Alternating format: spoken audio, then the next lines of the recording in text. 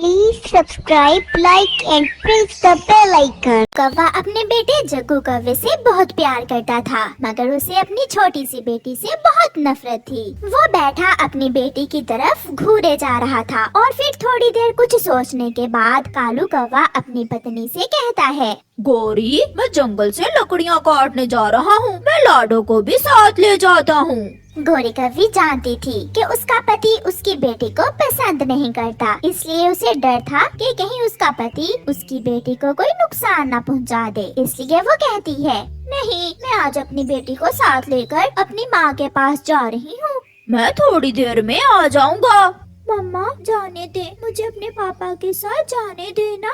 गौरी की बेटी भी जिद करने लगती है। अपनी बेटी की जिद के आगे गौरी हार जाती है और कालू कौवा लाडो को साथ लेकर घर से निकलता है। कालू कौवा लकड़ियाँ काटता है। वो अपने कुल्हाड़े से सूखी हुई लकड़ियाँ काट काट कर एक जगह इकट्ठी करता है। उसकी बेटी अपने पापा को देखकर बहुत खुश हो रही थी। मैं इसे जंगल में ही छोड़ जाता हूँ। जान छूट जाएगी इस बेटी से। 2 दिन रोकर गौरी तो चुप हो ही जाएगी। बेटी, मैं अभी घर ये लकड़ियाँ छोड़कर वापस आता हूँ। तब तक आप इसी जगह बैठी रहो। जल्दी आना पापा, मुझे डर लगेगा। कालू कौवा अपनी लकड़ियाँ उठाकर घर चला जाता है। मेरी लाडो कहाँ है? कालू, मैं पूछ रही हूँ, हमारी बेटी कहाँ है? कालू कौवा मगरमच्छ के आंसू बहाने लगता है। मैं लकड़ियाँ काट रहा था। मैं थोड़ी दूर था कि पीछे से एक जालिम चील उठा कर ले गई मेरी बेटी को। मैं बहुत रोया मगर कुछ ना कर सका। गौरी, हम लुट गए, हम बर्बाद हो गए। गौरी बहुत रोती है। वो पछताती है कि उसने अपनी बेटी क्यों अपने पति के साथ भेजी। शाम होने को थी। छोटी बच्ची बैठी बैठी डरने लगती है। वो जोरों से रोने लगती है। मम्मा, मम्मा, मुझे ले जाएं। पापा मुझे यहाँ छोड़ गए हैं। मम्मा, मुझे बहुत डर लग रहा है।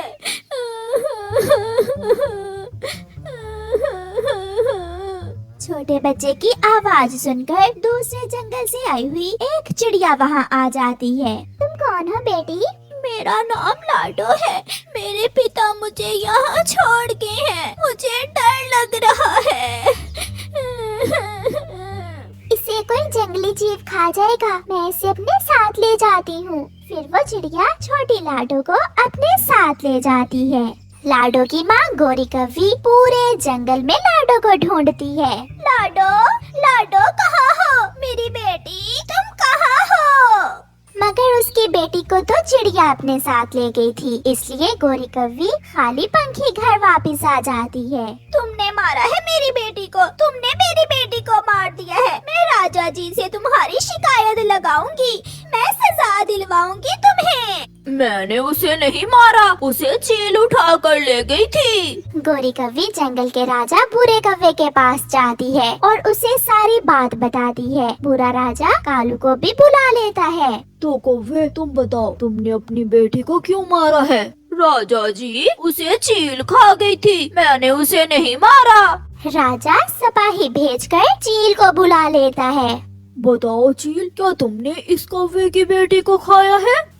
राजा जी, प्लीज मुझे मेरी बेटी वापस ला दे। मैं अपनी बेटी को लेकर कहीं दूर चली जाऊंगी। राजा जी, मैंने 2 महीनों से मांस नहीं खाया। मैं कसम दे सकती हूँ, मैं तो कई दिनों से दाना खा रही हूँ।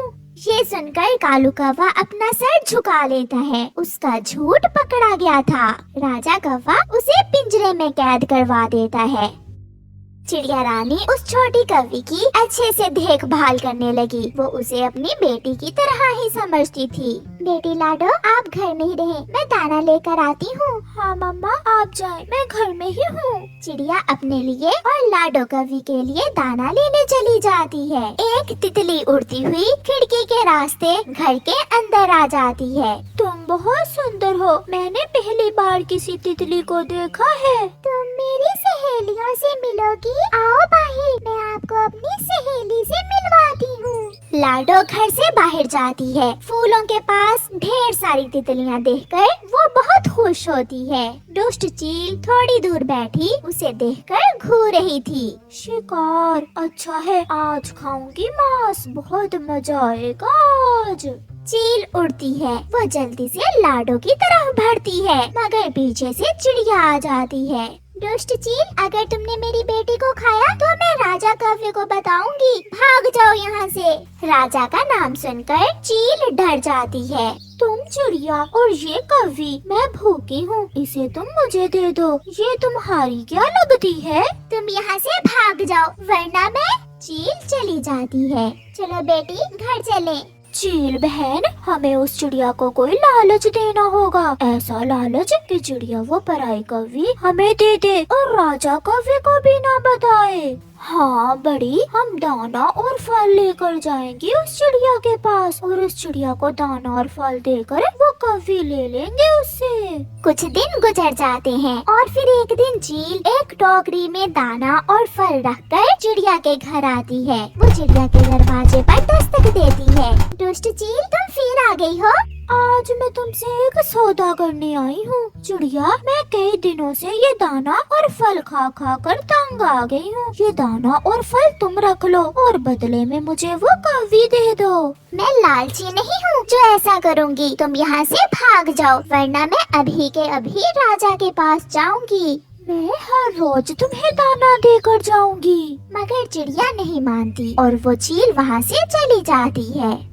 ऐसे ही दिन गुजरते गए और लाडो बड़ी हो जाती है। वो एक बहुत सुंदर कव्य बन जाती है। काला रंग, लंबी चोंच और पंखों में फूल सजाए लाडो झरने पर बैठी थी कि वहाँ कव्य राजा का बेटा राजकुमार आ जाता है। वो लाडो को देखते ही उसे पसंद कर लेता है। क्या आप उससे शादी करोगी?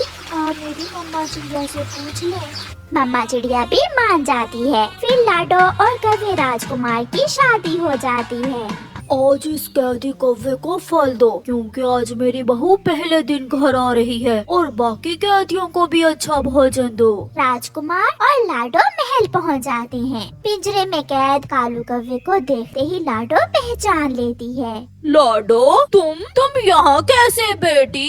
पिताजी, मुझे आप जंगल में मरने के लिए छोड़ आए थे और देखें, आज ऊपर वाले ने मुझे इस महल में रानी बनाकर भेजा है। फिर लाडो राजा से कहकर कालू को आजाद करवा देती है और अपनी माँ गौरी को भी बुलवा कर मिलती है, जो अपनी बेटी को देखकर बहुत खुश होती है। दोनों माँ बेटी गले मिलकर एक दूसरे से ढेरों बातें करती हैं। प्यारे दोस्तों, इस कहानी को लाइक करना बिल्कुल मत भूलना। आपका धन्यवाद। कई बरसों की मेहनत के बाद बुलबुल ने एक ऐसी मशीन आजाद कर ली थी जो पक्षियों के पंखों का रंग बदल सकती थी। बुलबुल की ये एक बहुत बड़ी इन्वेंशन थी जो कामयाब हो रही थी। तोते सुना है बुलबुल ने एक ऐसी मशीन बनाई है जो पक्षियों का रंग बदल सकती है। मैं तो जा रहा हूँ अपना रंग बदलने। मुझे मेरा काला रंग बहुत बुरा लगता है। मैं तुम जैसा हरा बनना चाहता हूँ।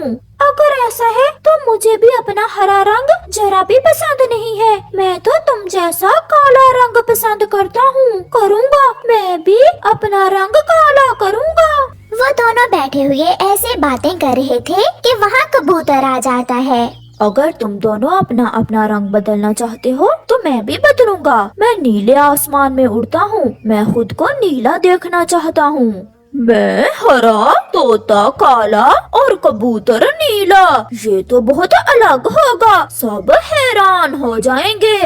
ऐसे वो तीनों दोस्त बुलबुल की लेबोरेटरी की तरफ चलते हैं। रास्ते में उन्हें चिड़िया मिलती है।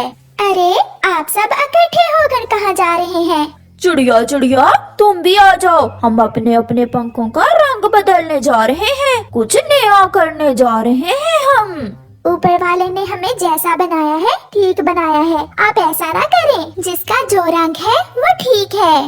नहीं चिड़िया, हम तो जाएंगे और खुद को नए रंग में देखना पसंद करेंगे। वो सब वहाँ से चले जाते हैं। बुलबुल की मशीन तैयार थी।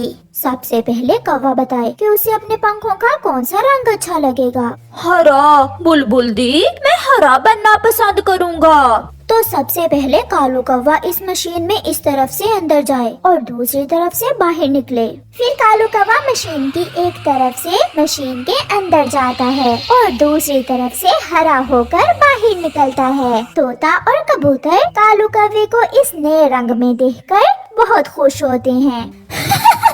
कालू कालू, तुम तो अलग लग रहे हो, बिल्कुल मेरी तरह। तुम मेरी तरह के हरे हो गए हो। तो तोते, तुम्हें कौन सा रंग पसंद है? बुलबुल दी, मैं अपने पंख काले देखना पसंद करता हूँ, प्लीज मुझे काला कर दे। फिर तोता मशीन की एक तरफ से अंदर जाता है और दूसरी तरफ से काला बनकर बाहर निकल आता है। बन गया, तोता तो ऐसे बन गया जैसे कोई कौवा हो, मोटी चोंच वाला कौवा। मैं नीला रंग पसंद करता हूँ। मेरे नीले नीले पंख नीले आकाश में बहुत सुंदर लगेंगे। तो फिर कबूतर, आप भी अपना रंग बदल सकते हो। कबूतर भी मशीन में जाता है और अपना रंग बदल लेता है। ये सब बहुत अजीब था। सबको अपना नया रूप बहुत अच्छा लग रहा था। वो सब खुशी खुशी अपने अपने घरों को वापस चले जाते हैं। दूसरे दिन सुबह सवेरे ही तोता उठता है और अपने घोंसले से बाहर निकलकर बैठ जाता है। मैं दूसरे जंगल जाता हूँ और अपनी जाति के दूसरे तोतों को अपना ये नया रूप दिखाकर हैरान करता हूँ। ऐसा सोचते हुए तोता दूसरे जंगल जाता है। वहाँ तरह तरह के तोते थे, मगर उस जैसा काले रंग का कोई भी तोता न था। नए रंग के ऐसे पक्षी को देखकर सब तोते डर जाते हैं। लाल तोता तो पेड़ में छुप जाता है। यहाँ तो कोई भी मुझसे बात नहीं कर रहा। मुझे देखते ही सब डर गए हैं। चलो किसान के खेत में अमरूद खाने जाता हूँ। तोता भूखा था, इसलिए वो किसान के पेड़ से अमरूद खाने चला जाता है। उसे अच्छे से मालूम था कि किसान का अमरूदों का पेड़ कहाँ है, क्योंकि वो तो हर रोज उस पेड़ से अमरूद खाने जाता है। काला तोता पेड़ पर बैठकर अमरूद खाने लगता है। हरे हरे पत्तों में बैठा काला काला तोता दूर से ही दिख रहा था, इसलिए किसान उसे जल्दी ही देख लेता है और एक पत्थर उठाकर उसकी तरफ फेंकता है। तोता झट से उड़ जाता है। दूसरी जगह भी उसके साथ ऐसा ही होता है। वो जैसे ही अमरूद खाने के लिए बैठता है, किसान पत्थर उसकी तरफ फेंकता है। काला तोता फिर से उड़कर अपनी जान बचाता है। पहले तो ऐसा ना होता था, मैं किसान से छुपकर पेट भरकर अमरूद खा लेता था, मगर आज मेरे काले रंग की वजह से किसान मुझे दूर से ही देख लेता है। अब मुझे कहीं और जाना होगा। उधर कबूतर नीले आसमान में उड़ता हुआ अपने नीले पंखों को देखकर बहुत खुश हो रहा था, मगर उसे ये नहीं मालूम था कि नीले आसमान में उसका नीला रंग कोई देख नहीं सकता था। लूसी, लूसी, मैं यहाँ हूँ, देखो मैं कैसा लग रहा हूँ। कहाँ हो आप? मुझे तो आप दिखाई नहीं दे रहे हो। यहाँ सामने ऊपर आसमान की तरफ देखो। मुझे कुछ दिखाई नहीं दे रहा, केवल नीला आसमान ही दिखाई दे रहा है मुझे तो। ये सुनकर कबूतर निराश होकर अपनी पत्नी के पास आता है। लूसी, क्या सच में मैं तुम्हें दिखाई नहीं दे रहा था? हाँ, जब आपका रंग सफेद था तो आप आसमान की बुलंदियों में भी मुझे दिखाई देते थे, मगर आज अपने नीले रंग के कारण आप मुझे पास से भी दिखाई नहीं। तोते को भी अभी तक कुछ खाने को ना मिला था। रात हो जाती है। कालू कौवे का तो काम ही चोरी करना था। वो रात होते ही अपने टूटे हुए घोंसले से बाहर निकलता है। मैं तो कुछ ज्यादा ही चमक रहा हूँ। मेरे हरे पंख देखकर सब हैरान हैं। कौवा उड़ता है। वो भोजन चोरी करने के लिए उल्लुओं के इलाके में जाता है, मगर पहले की तरह अब वो छुपा हुआ नहीं था, क्योंकि पहले तो वो अपने काले रंग के कारण अंधेरे में नजर ही नहीं आता था, मगर आज तो हरा कौवा दूर से ही नजर आ रहा था। कौवा जैसे ही एक उल्लू के घोंसले से भोजन चुराने लगता है तो उल्लू उसे दूर से ही देख लेते हैं। चोर चोर चोर, पकड़ो इसे। कौवा भागता है। वो बहुत तेजी से उड़ता हुआ वहाँ से भाग जाता है।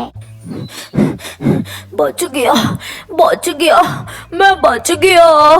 कौवा इधर जाता उधर जाता, वो जहाँ भी जाता जैसे ही घोंसले से भोजन चुराने लगता वो दिख जाता। चोर चोर चोर, पकड़ो इसे। थक हार कर कौवा भूखा ही अपने घोंसले में आ जाता है।